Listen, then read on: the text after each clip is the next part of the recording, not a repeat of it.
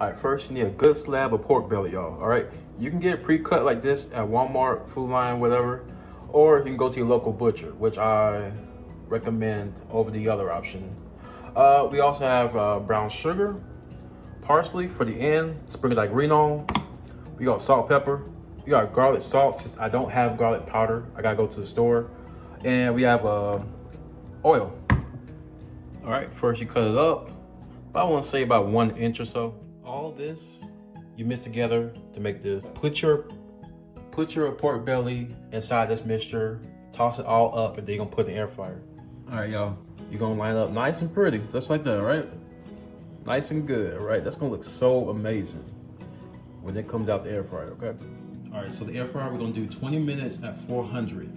And throughout the process, you're gonna flip them over too, so all sides can get, that good crisp.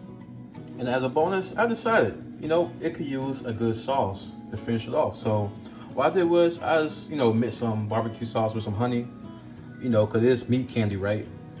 So meat candy hasn't had a good glaze.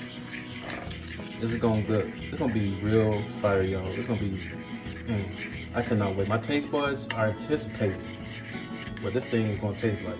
And boom, we have it, folks, here. Meat candy. Look at that, man. Jesus.